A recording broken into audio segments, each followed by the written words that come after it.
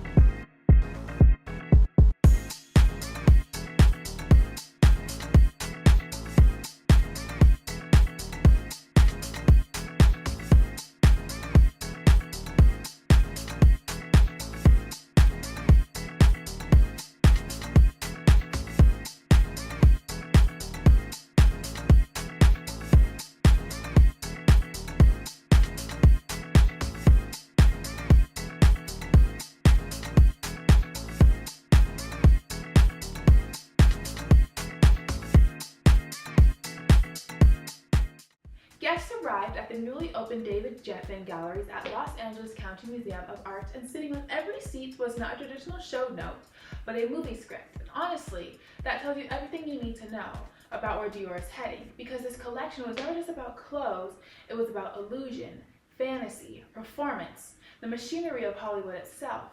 The show unfolded inside a world of brutalist. Vintage Cadillacs sat beneath old street lamps while models moved through cinematic fog. It looked less like a runway, more like a Hitchcock film, and that's exactly where Anderson wanted us. He said he was obsessed with the idea of an off-screen, on-screen, fantasy versus reality, performance versus personhood, and you could feel that tension in every look. The collection opened with flowing dresses inspired by California poppies. Pale yellows, washed blush tones, vivid red orange florals blooming across the body like technicolor dreams. They felt romantic, fragile, almost ghostly. Then the mood shifted, relaxed tailoring, gray wool coats sliced with shadow-like stripes inspired by Hitchcock cinema, fringe bar jackets elongated and softened beyond the original Dior silhouette. Men's tailoring slipped into women's looks without stiffness or structure. It felt like Dior entering a different emotional decade, not creating the past, haunting it. Anderson understands something most luxury houses have forgotten. Fashion stopped being about garments a long time ago. Now it's about world building. And that's why this show worked. Because instead of trying to look modern, Dior built atmosphere. And atmosphere survives longer than trends ever will. The collaboration with artist Ed Ruscha was one of the smartest parts of the collection. Inspired by industrial signage, Americana, and California iconography, turning ordinary imagery into mythology. Very Los Angeles. And people misunderstood Los Angeles all the time. They call it superficial because it's obsessed with image, but image is one of the most powerful artistic tools in the human history. Hollywood understands that before fashion did. Christian Dior understood it too. Anderson referenced the 1950 Hitchcock film stage Fright, where Dior originally designed costumes for Marlene Dietrich. That connection became central to the collection. He even revived the iconic phrase, "No Dior, no Dietrich." And honestly, that sentence explains fashion better than most branding campaigns today. Because fashion at its highest level has never just been about clothing, it's identity, projection, seduction, power. The accessories push that fantasy even further. The saddlebag returned with glossy car paint finishes and motorkey charms. Glittering ladybug bags appeared. Shoes carried exaggerated beading and feather details. Philip Tracy created sculptural headpieces spelling out Dior and buzz, like literal Hollywood props. It was playful but calculated. And then there's Jonathan Anderson, is strongest right now. He understands irony without draining emotion out of the room, because modern luxury became terrified of sincerity. Everything turns sterile, hyper-minimal, over-curated, designed for algorithms instead of memory. But this collection allows glamour to exist again without apologizing for it, and that matters. Because fashion has spent years pretending minimalism automatically equals intelligence. It doesn't. Sometimes intelligence looks like excess without purpose. Anderson also said something during the show that almost sounds rebellious in today's luxury landscape. Money will come. And honestly, that mindset is rare right now.